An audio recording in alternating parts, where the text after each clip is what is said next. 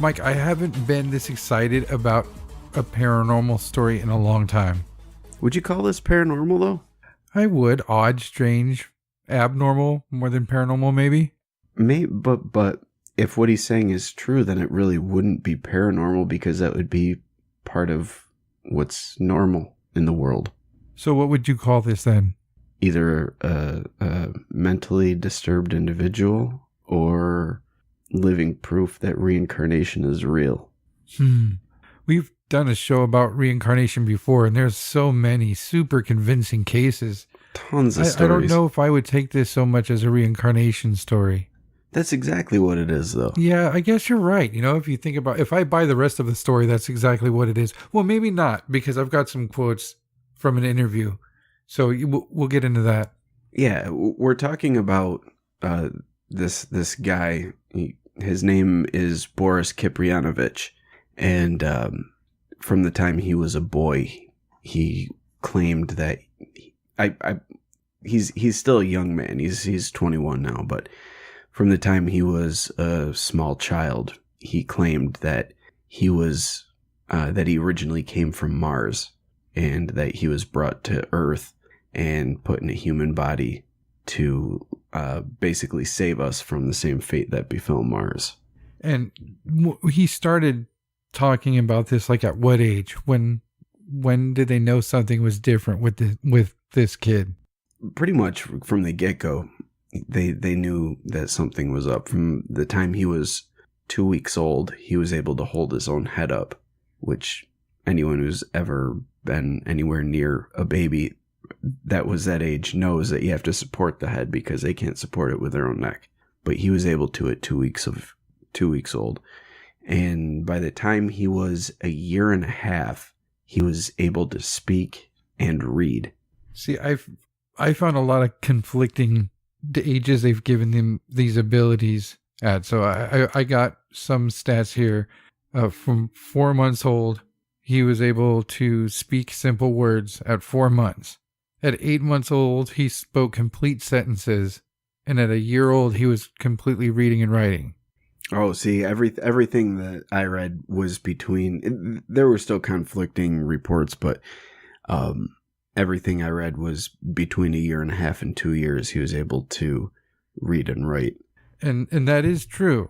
He is labeled a gifted child. So yeah, that's pretty weird to start with. One story says that when he was 5 years old, he would just sit there in lotus position and tell his parents all these facts about Mars and the universe and alien civilizations. And after this point is when he started to tell people that he was actually from Mars. And his parents say that they never taught him anything about space when he was a child. But he knew all this information, and or what he would say would just be, facts about the planet Mars, but not facts that we would know, because he would always reference this civilization that lived there. And once he started claiming that he came from Mars, this whole other story started. It was almost like he started remembering what was going on in his previous life, so to speak. But he was tested, and his IQ was higher than normal. So, there's something there. But we also know that a lot of people that are crazy also have high IQs. So maybe there's a correlation there. Maybe he's delusional. I don't know. But he's, like I mentioned before, he's 21 now. And he's claiming that he was sent to Earth to save humans from an apocalyptic nuclear war. And he said when he lived on Mars, there was a race of people that lived there that he said were 7 meters tall. So that's over 20 feet tall. And he said that they were wiped out in a nuclear conflict. And he's afraid that that with all of our weapons and our warlike ways, we're going to wind up the same way as the Martians did. And he's not the only one. So you've heard the term Indigo Children before, I would assume, right? I've heard of it vaguely, and doing reading on this guy, he kept being put in that category, and I really wanted to dig into what that was. What the hell is an Indigo Child? According to him, Indigo Children were were people who survived the nuclear war on Mars and were brought to Earth and put in human bodies. And these Indigo Children have typically higher intelligence and supernatural abilities, like psychic abilities typically. As far as I know, they can't shoot lasers out of their eyes or anything like that. Bummer. Yeah, I know. If you're going to have superpowers, at least shoot lasers. Come on. And outside of what he's saying, the Indigo Children are usually tied with children who have some sort of extraterrestrial origin, whether it be they're half-breeds or they were given knowledge as a child or chosen. You know, depending on which New Age person you listen to, an Indigo Child could be any number of things, but it typically involves some sort of connection with extraterrestrial intelligence. And now, did he come up with this theory of coin Indigo Children, or is this something? No, he didn't coin Indigo Children, but I think he used it to explain what he is and what the others on the Earth are that came from Mars. Yeah. He's got a crazy story though. When he lived on Mars, he said that the beings of Mars stop aging at 35 years old, and they're very technologically advanced, and they also they've got advanced minds as well, so they're psychic for all intents and purposes. And he said that they mastered interstellar travel, and he remembers in one interview he did, he said that he remembers a time when he was 14 or 15 years old, and the Martians were waging war all over the planet at all times. So he was often called on to participate in air raids with one of his friends. And with his friend, they would travel in these round flying ships. And he said that they could travel through space and time. But whenever they were sent to observe life on Earth, they would show up on Earth using a triangular aircraft. That's weird. Yeah. And he said that their ships are very complicated, and he kind of broke down how the ships work. Well, not really how they work, but he broke down how they're made, kind of. He says that there's a layer on the outside that's metal, and then there is a layer underneath the metal that's almost like a rubbery substance, and then underneath that is another metal layer. And then throughout that, there's these magnetic properties that are put throughout the craft, which allows it to, it's basically the way that it's able to travel through time and space is through magnetism, which there have been theories about that there's some sort of magnetic reaction that allows crafts to bend time and space. It's something that we've heard several times from lots of different researchers. Usually it's tied to anti-gravitational properties, but I'm no physicist, so I can't really comment on whether that's accurate or not. But I know that's what a lot of these guys are saying. Now, when is he saying these things, like these specific things? Because I've got some quotes, like I said, from the interview, but these are from when he's a really tiny kid. I mean, he's got to be like 10 or 9 or something. This, a lot of this stuff is things he's been saying all along, but he's coming out more now because of the fear of what's going on between the U.S. and North Korea.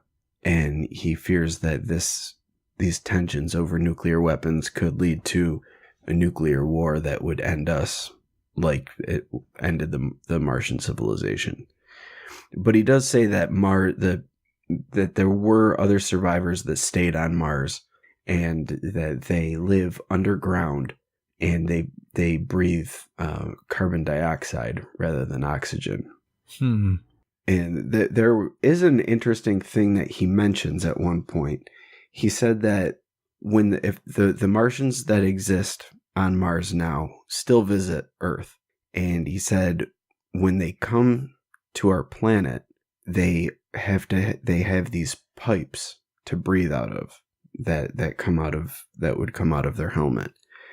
And I don't know if you remember this or not, but there was a rash of sightings of these beings.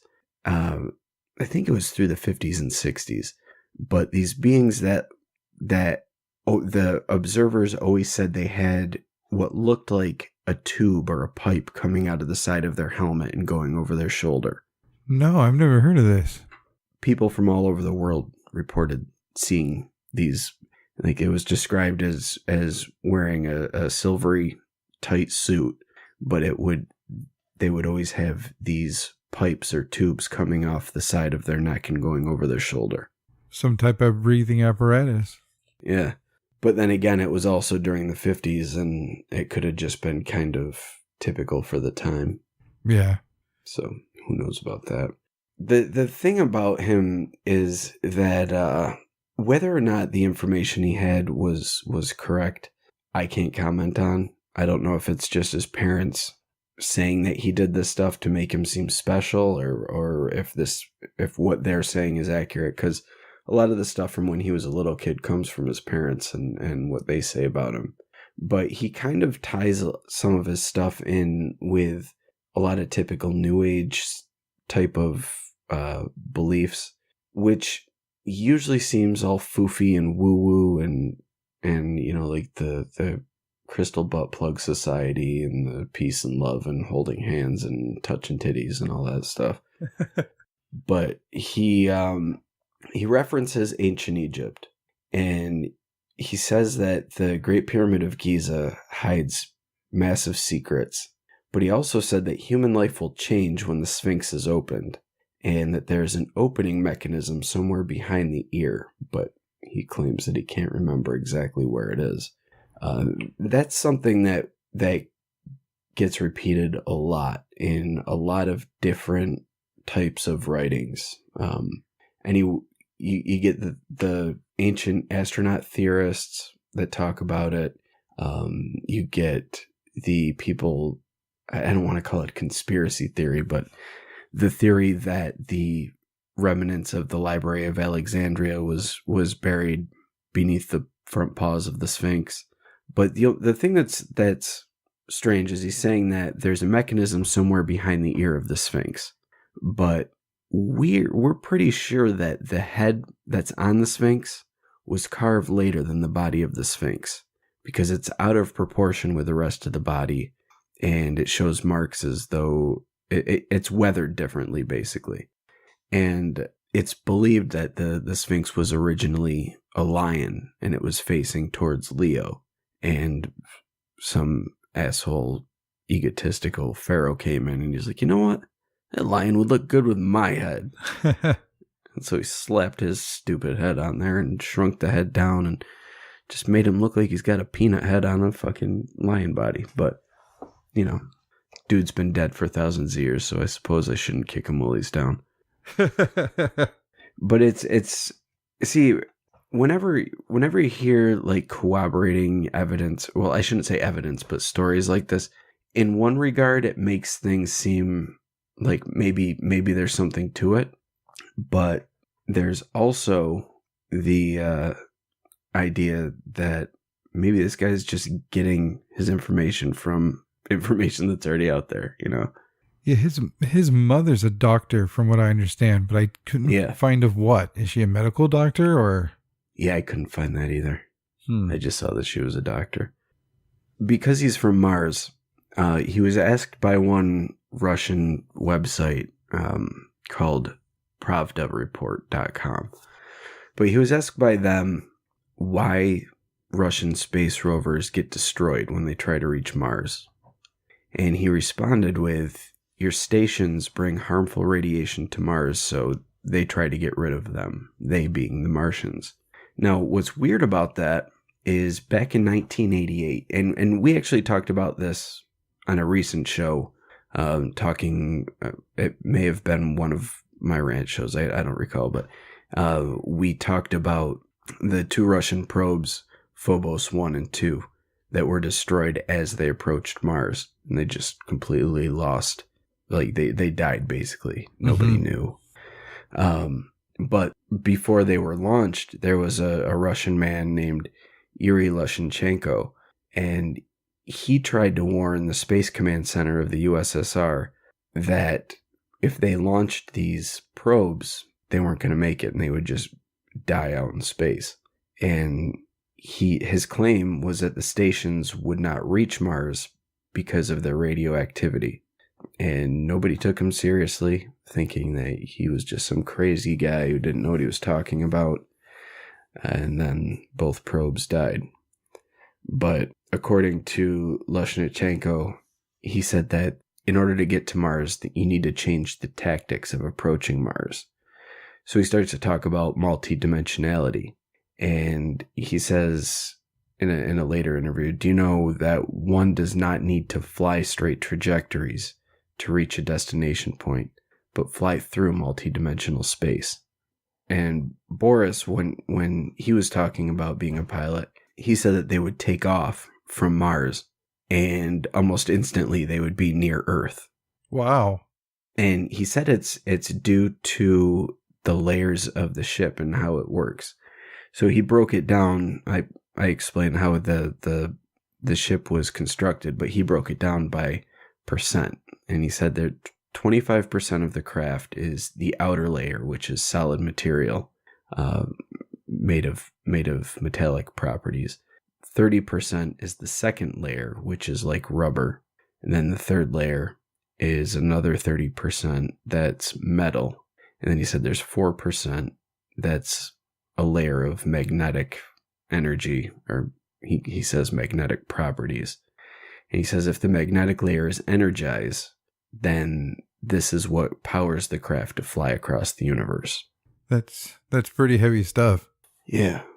And did you by any chance hear the story about him seeing the alien documentary on the Discovery Channel?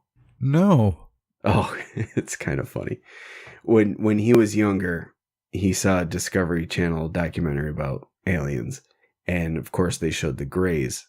And he got all upset saying, that's not what Martians look like. We're not like that. We were big and these guys are small and they're evil. But he claims that these are beings from another galaxy, and they do come here to use humankind as lab mice.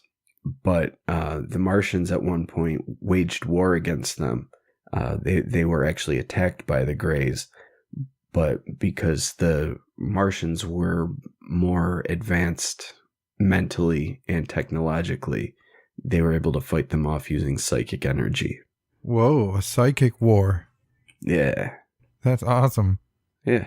Who doesn't love a good psychic war between alien species? Yeah. Between aliens, 20-foot tall aliens versus the 4-foot tall aliens. I mean, sure, they could just step on them, but what's the fun in that when you can crush them with your mind? Remember, you got those cool sound effects now. Yeah, I forgot how to use them, though. They would have been perfect right there, too. You gotta have that shit on the ready now, buddy. I know. I gotta step my game up. Just add in alien and cool laser effects. Pew, pew, pew, pew. Oh my god. So what did you think about this story right off the bat? You had mentioned before we started that you didn't see any of the interview that they did with this guy. No, and I'll tell you why I didn't see any of the interviews. Because whenever I hear stories like this, I never buy them. And, you know, he might be a gifted individual. He might have been able to do all the things his mom says he could do when he was a child. But I'm not buying that he is a reincarnated Martian fighter pilot. I wish it was true. I mean, it could be. And you know, I'm a huge believer of reincarnation. I very much believe that is a thing that occurs in our reality. So I guess it would make sense if reincarnation was real, that it wouldn't be confined to just our planet, that it would be the case for all living things. So, I mean, if that's, I guess it's not that far-fetched, except for the fact that he's claiming to have lived on Mars thousands of years ago, and now he's here. Yeah, reading the story, it just sounded like a cool story. I was stoked to learn about it. I had never heard of it. And to hear that he's speaking out now about what's going on between Trump and North Korea, I didn't, take any of it too seriously. Mm-hmm. But I watched about this it's not a documentary. It's an interview that they did with this kid when he was, like I said, like 9 or 10 or something like that. Maybe 11. I'm not sure. He's got a rad mullet, so it was a while ago. But glorious mullet too. Yeah. But I don't know. After watching this kid be interviewed, and like you said, he's talking about some pretty gnarly shit with, folding time and space and traveling through portals and all that stuff. He could be saying that now, but he talks about some pretty fucking heavy shit when he's this, 10-year-old kid. And I don't know if I believe the story more, but it made me consider it more, because this kid's demeanor through this whole thing is very interesting. I've watched a lot of stuff on like soldiers and war. I'm fascinated with ancient history and ancient warfare, but not just that stuff, modern war and stuff like that. I've seen a lot of lengthy interviews with like Vietnam vets, and you can tell the ones that are, poor guys got too much mental stress from doing that, and some of them have cracked a little bit. Some of them seem scared. Some of them get sad when they talk about it. And then you'll find these dudes once in a while who they just mulled through it. It's what they had to do, and you just have a certain body language about them. And this little kid, like, even when they ask him stuff about the war, he doesn't like to talk about it. He shares the body language with these people who've seen hardcore war. It's just so weird. I wish we had enough time to pause the show for you to watch part of it, and maybe it would change your mind. I'm curious to see what it would make you think after watching this little kid, but he was talking some pretty gnarly shit. I mean, as it goes on, I was more blown away hearing this shit come out of this kid's mouth. Yeah, I mean, I'm not saying that it's something that he doesn't believe. And you know me, I'm just the skeptic asshole. I'm the Joe Nickel. He's a fucking Barno. But he and he's remained consistent with his story too. And there's several people that have witnessed him telling his story for as long as 90 minutes. And the first time he told the story was when he was a young kid. He was like 5 or 6 when he first started telling the story. And for a little kid to tell one story for 90 minutes, I mean, just think about that. Anybody who's got kids, can you picture them, especially a 5-year-old, can you picture them doing any one single thing for 90 minutes without getting distracted or going off on a tangent? Yeah, just not caring anymore. Yeah, no. A 5-year-old isn't going to want to do anything for 90 minutes. That's a long fucking time in 5-year-old land. Yeah. Well, since there's so many discrepancies with what he could do from when he was however months old, I'm going to start it in the point of this interview where the interviewer, one, I got to say, sucks. I can't stand when people will try to talk slower or dumber for people who don't speak their language. And this lady... Which interview was it? It's from this group. I don't even want to say their name. I'll probably take it out, but I think they were called the something. Oh my God, they're the worst. Oh man. Okay, cool. Yeah. I'll beep it out, but yeah, the interviewer sucks. But she it was probably, and you can beep out her name too, but it was probably, and she is fucking terrible. She's just so bad. What else? What is she known for? For that group. Oh, really? And they're just... Yeah, she's from that group. They talk about like alien abductions and... Oh, okay. And she's one that really fluffs David Wilcock a lot. And are you familiar with David Wilcock? Yeah. Yeah, he's a guy, isn't he? But they're just one of those Yeah, you may as well just replace their name with Crystal Butt Plug Club, because that's basically what their shit is all about. But they're all about the space brothers and peace and love, but they also talk about alien abductions. And I don't remember if she was an abductee or if it's somebody else in the group, but they've got people that have had experience with abduction, and they're just pretty much, if they're involved in something, it's going to be all woo-woo shit, Mm-hmm. So anything with them I usually try to avoid.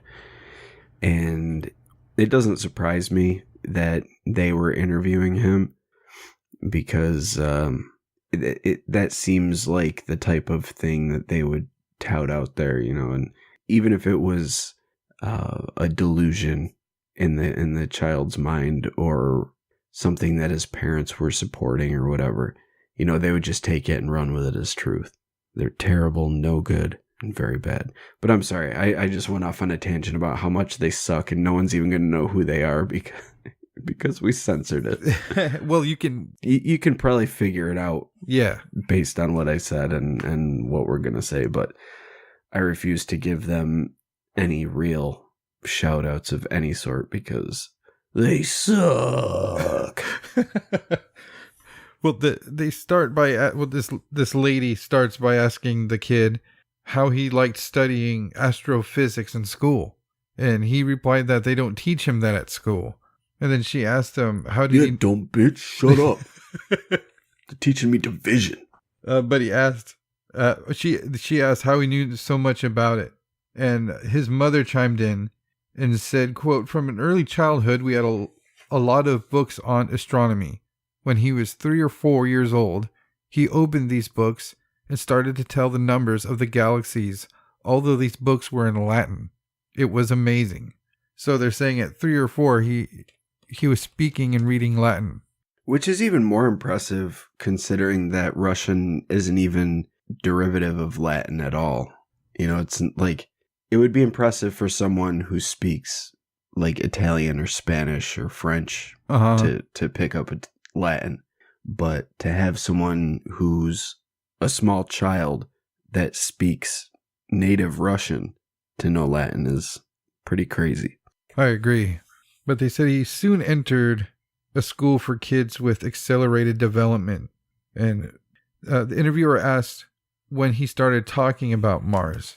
And the mom chimed in again and said, "I think he was around 4 or 5 years old when he was showing some elements of what he was talking about."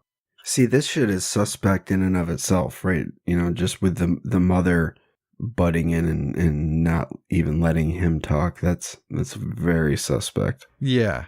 But she said when he was 6 or 7, he started giving out clear information about his whole past life and everything that we talked about earlier.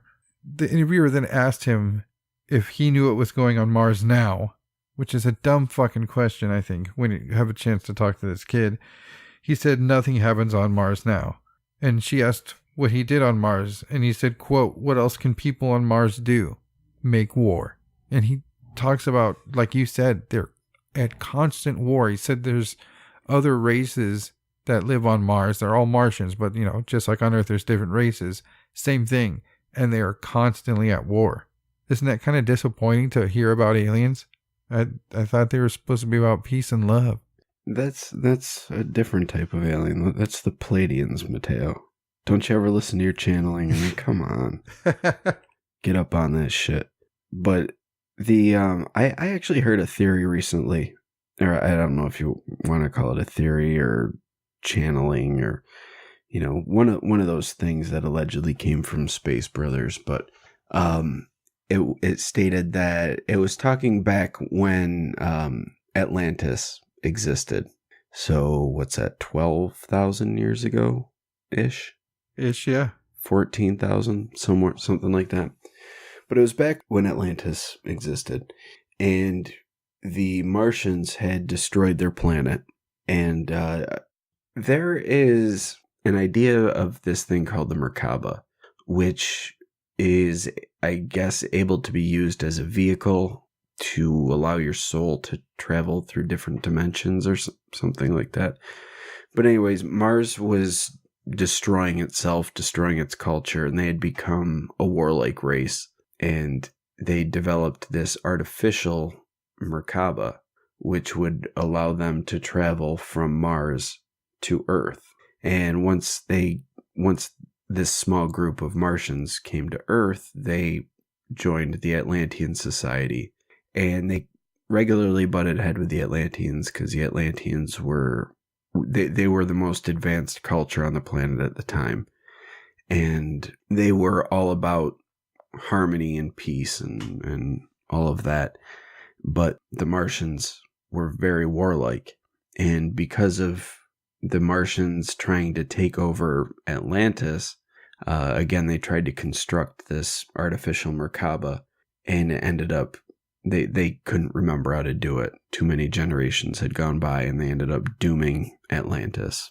And that's what caused Atlantis to sink. Whoa. Was these warlike Martian pricks that came here after they fucked up their own planet. It matches this kid's story. Sure do. We'll have to do an episode about this guy because he's a fucking character and a half. But there's this guy named Drunvalo Melchizedek, and he's apparently the reincarnation of an Atlantean or an alien or something. But he does a lot of stuff about this subject. So you can look him up if you're interested. We'll probably do a show about him at some point because he's an interesting character. You know, even if you don't buy into what he's selling, it's very interesting stuff. Well, he like you said, he mentioned that he wasn't a soldier, he was a pilot. And she asked, which is the only fucking good question she asked this kid while she had the chance, was if his ship was the classic saucer or disc shaped craft that we see. And he gave a very interesting answer. He said no one uses this type of craft. And then he said there were ships of an airplane type, they were triangular, and there were ships like a drop. Now, he describes like all sorts of UFOs that are commonly seen, but I can't help but notice that as a fucking Martian, he's saying, no, nobody out here uses those fucking disc things. So I don't know, maybe he just called out all the governments for their special secret aircrafts. Well, that is interesting because if you think about the term flying saucer, you hear the term flying saucer, and instantly you have a very clear picture in your mind of what a flying saucer is going to be. Now, if you recall, the whole flying saucer thing wasn't it the first like massively reported sighting was the Kenneth Arnold sighting, and he was the one that coined the term flying saucer, but he really didn't. That was kind of a misquote of him that became part of the public idea of what these things were. If you remember, what he said was that they flew like saucers skipping over water. Uh-huh. And when he showed his design, it was a chevron shape, you know, kind of like a rounded boomerang with a point in the back. And he said that they flew through the air like saucers skipping over water, which paints a really cool picture of what he saw, but he didn't report, you know, a disc, a flying disc. Yeah, that has nothing to do with the shape of the craft. Right. But then when Roswell happened, if you remember, the first report reported that the Army recovered a crashed disc. So there's all these things being put out there that are pointing us to this flying disc. And then we did a whole episode on the Avro car.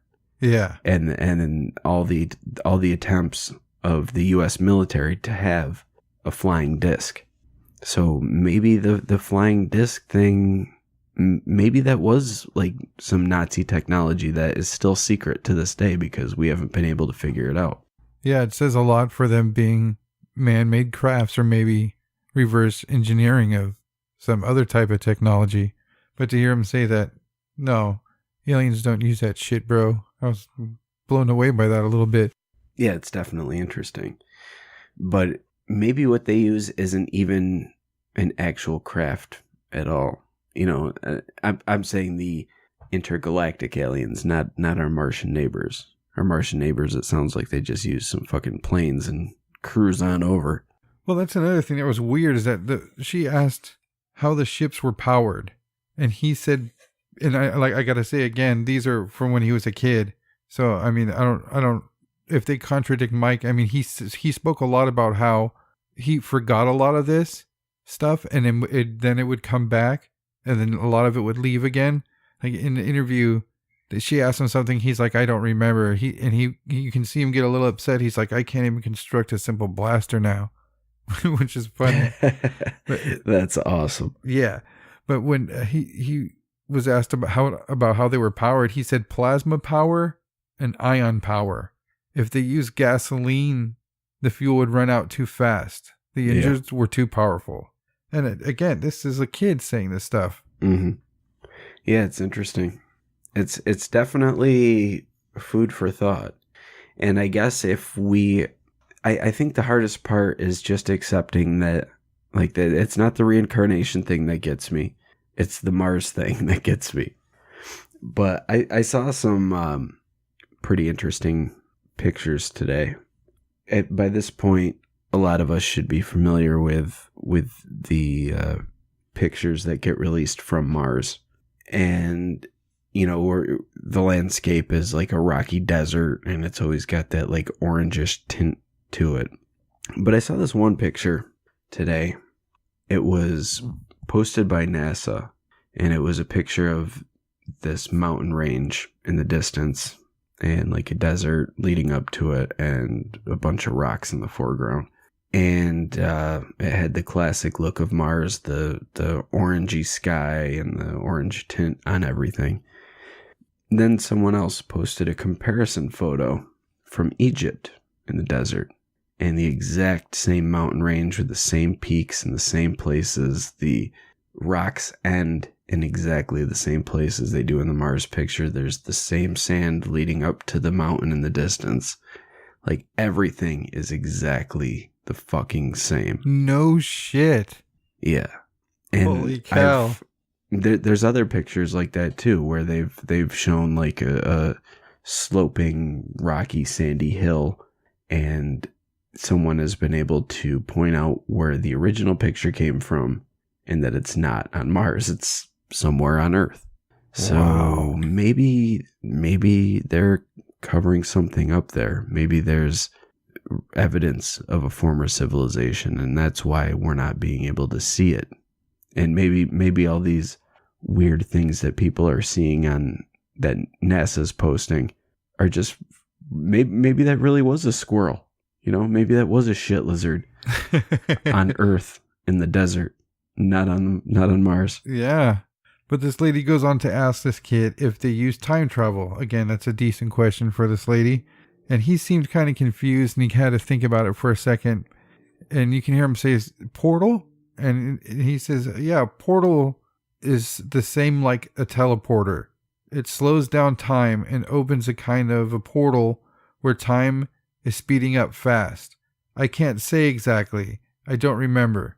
It opens on one side, and in a few seconds or even minutes, if the transfer is far away, it opens another area in space. Now, he gets a little confused there, but again, pretty good for a little kid.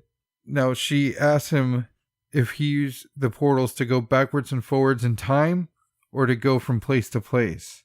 And he says it has almost nothing to do with time. The portal just opened, and not all ships had the same principle. Ships with plasma engines were limited to travel only in solar system on high speed. The ships in the shape of a drop were carrying other ships. So they were like the tugboats? Yeah.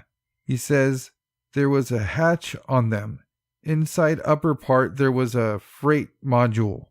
And since these drops were huge, they can take one ship, an airplane or triangle, inside of the lower bottom part. I think that's pretty descriptive, and you hear that a lot when you read about this guy, is how descriptive he was, even as a little kid. Yeah. I think that's especially convincing too, because again, when you're a little kid, your focus isn't going to be that great. You're not going to be able to spin a 90-minute yarn and give very detailed answers that could be for real. Like it's not too fantastical. It's something that could possibly happen, Yeah. She asked him if he remembered any of the names of the places he traveled to. And he says, names of galaxies I don't remember. And on which ship exactly. We don't travel much on ships with plasma engines. It would have taken too many days to fly to another solar system. And he talks about that in more depth on some other interviews, to where he brings up your point, Mike. We can't travel too far because when we get there, we'll be a fucking 1,000 years old or whatever. And they have to make certain type of ships to be able to get to certain distances. So I wonder if that's the foam ship you're talking about. I mean, I don't think they'd need that to get to Earth. I don't know. Yeah, well, he said in that one point, or in one interview, that he that it would take off and Earth would be right there. So maybe just the act of taking off opened up the portal. So once they lift it off, then it's like, poof, there's Earth. Yeah, just like in the movies. It's like a warp drive almost. Yeah. Well, she asked this kid why the Martians were warring with each other. And he said that each race had its own technology and innovations. He said, for example, if we had a plasma and ion engines, others had energy. So it seemed like none of them shared the same technology. And he said that they became militant and started wars against each other. Each race was absolutely individual and had different equipment, different weapons, and even ships. Not all the ships were different, though. Well, of course not all the ships were different. Yeah. That's like saying all the cars are different. Every car is unique.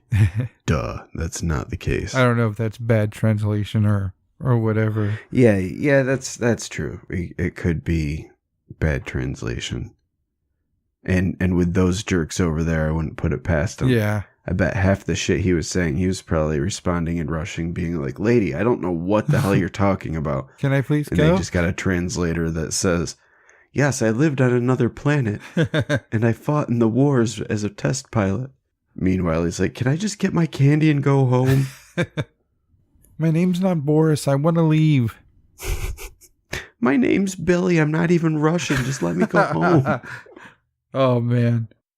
They just overdub the whole thing with some Russian kid from like the Russian version of Barney or something. Oh, but he did describe them as being huge. She asked what the races looked like, and he said that they were higher, taller, more formidable, and stronger. And he talks about... Wow. Yeah, all around better than us, the jerks. Yeah, I know. I bet they smell, though. But he talks about something called Project Jupiter, which is something that we've kind of talked about before. He said that one of the races carried capsules containing some type of energy, and they were launching it into Jupiter to make it a second sun, to use it as an energy source. And didn't we talk about that on Stupid Conspiracies? I don't recall. That they're shooting like that meteor rush that happened, where really these radioactive filled things that they were trying to ignite Jupiter's gaseous atmosphere with or something. Yeah. I think we talked about, I don't think it was a Stupid Conspiracy show, but I think we did talk about Jupiter being like an old star that died off and just kind of got pushed back. Like, get the fuck out of here, old crusty star. There's a new sun coming in. And he's like, I'll just sit here with my red spot and cry. I don't know. I mean, we know it's a gaseous planet, and we know that the sun is made of burning gas. So, they're related in that way. But Jupiter is considerably smaller. But if it were to ever turn into a star, we'd be fucked. Big time. Our galaxy, or our star system, would become a binary star system for one. For two, all the planets would be destroyed. So, there's that. But with the destruction of the planet in a couple billion years, you could have a whole new binary star system with brand new warlike races. And this time it would be bred from fucking cockroaches and squids. It'd be a war against the land squids and the sea roaches. Ew, sea roaches. Yeah. You don't go in the ocean, so you don't have to worry about it. Yep, and that's another reason why I don't. Sea roaches. But you do live on land, so fear the squid. Yeah, those can hop on out, start stabbing people. Well, the last thing I wanted to quote, because you talked about it a little bit, she asked him how he came to this planet. And this is his quote. And it's weird and it's a little broken up, but it kind of goes with what you were talking about with that symbol, or what was it called? The Merkaba? Oh, the Merkaba? Yeah. Yeah. He says, this was a transmigration of souls. I was killed, and everybody was killed on Mars. There were not many souls on Mars, so they would use special stones to attract souls. They probably broke these stones, and it was just my soul. There were many souls. Then they died. Not died, people died. I mean Martians, and migrated. And he says the Martians... So this is kind of... were any of the Martians by chance named Xenu? No. Did they get thrown into a volcano? Not that I know of. Are there hundreds of them in every living thing on the planet now? Does Tom Cruise believe in them? Ooh. There we go. He could be borrowing shit again from existing sources. Well, I mean, P.N. Elron was a science fiction writer, so... Yeah. You know, let's not give him too much credit there. He goes on to say that the war started when the Martians, this specific group of Martians, made Merkaba. This is a device which teleports a soul to another point. And they teleported to the Earth. But I didn't see that, and I didn't do that. I just read about it in an information source. And he explained that it's like some type of hall of records to where you're actually able to enter something like the internet. Yeah. But from what I gathered, he was saying that they invented a way to contain a soul and found a way to attract souls. So he said that some souls were trapped. Like if you died in battle, it would trap your soul. This device that they had, and they would send that off somewhere. And I guess this device broke and it shot him and others to Earth. It's just a soul gun. It's like, all right, we got all the souls. ran out of ammo capacity. Let's just fire a few of these souls off. Well, and they hit some pregnant lady, and then she's like, "Oh my god, my baby's a Martian." It's very interesting. So that'd be like the ultimate do-over, right? You're just in a battle and you get shot, and your spirit zooms off into this device. Well, yeah, but isn't that what reincarnation is, though? You know, you die and come back as something else, be it animal, human, plant, whatever. Well, see, that's why I didn't want to call it reincarnation, because it's literally like the saving of the same thing. You come back as the same person.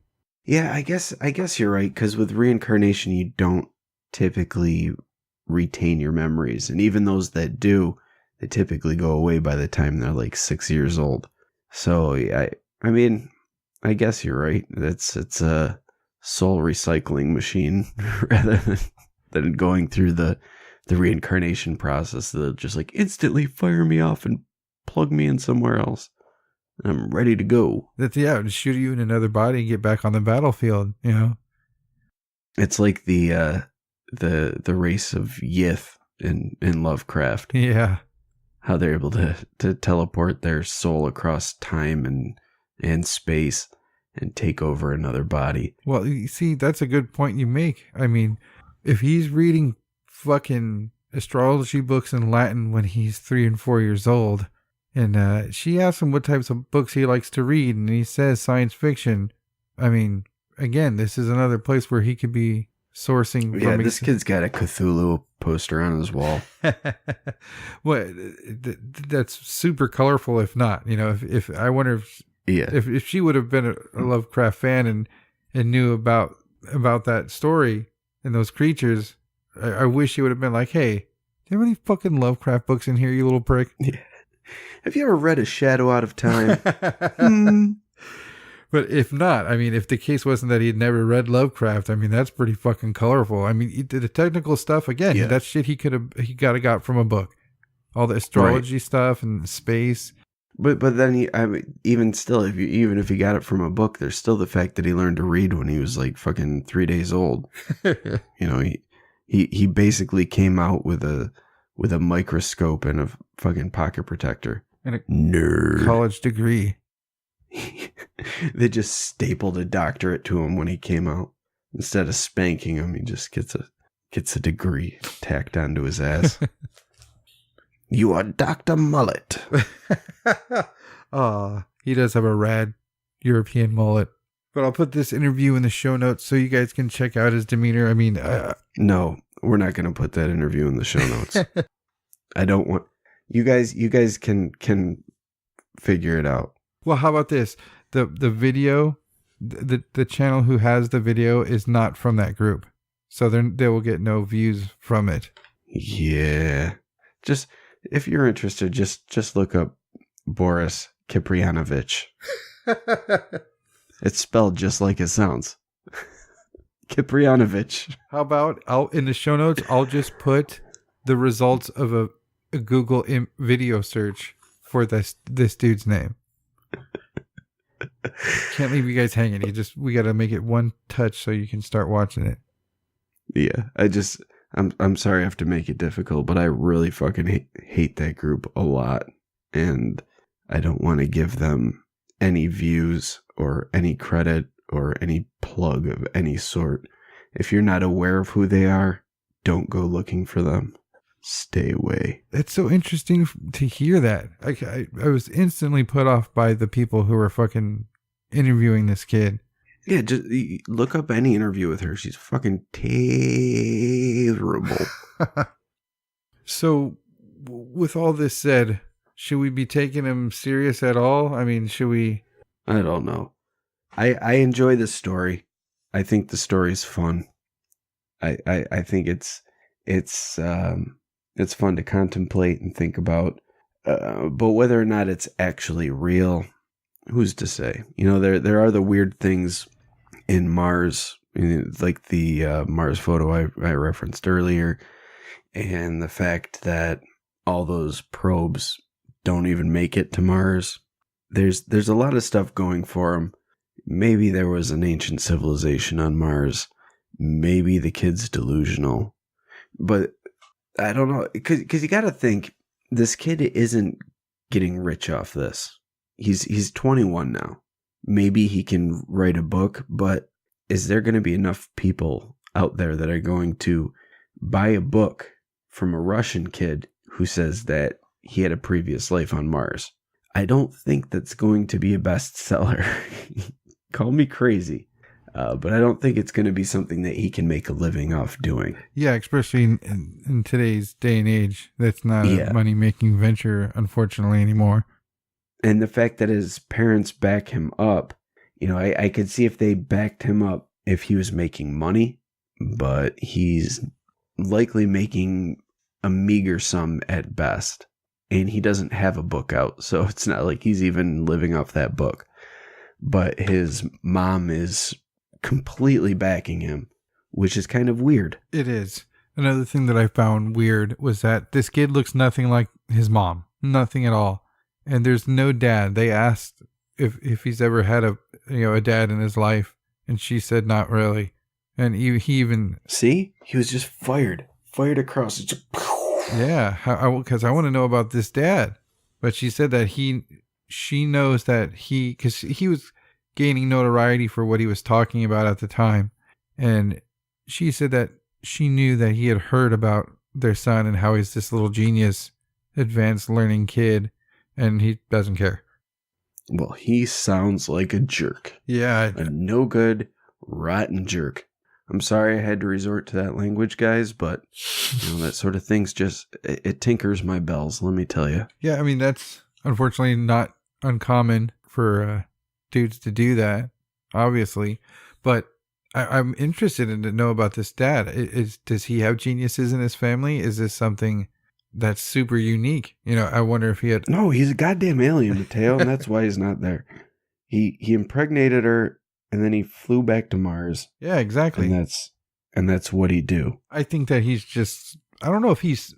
I don't know how much speaking out he's doing. I don't know if people just went to him and asked him, "Hey, what about the way things are going now?" And he just started talking about Trump and North Korea, or if he's actually trying to speak out. You know, I don't know. Get that message out now, but it seems like just the perfect time. It's like the only time where the threat of nuclear war is real, because he made a couple predictions in his interview. He said sometime in 2009 or 2012, he said there'd be a catastrophe, and he said that it would be a flood and that it would destroy fucking everything. Yeah, and that didn't happen. So, well, we did have a tsunami, but it wasn't worldwide. That's true. And, you know, I mean, you say a catastrophe is going to happen. Where do you draw the line with connecting that dot, you know? Yeah. A plane crashed. That's a catastrophe to some people. Well, he's saying it'll be a global catastrophe. I mean, she asked him, you know, do you think you'll survive? And he says, I don't know. And then the fucking prick of a lady says, do you think your mom will survive? What a bitch. Yeah. Fuck. You know what?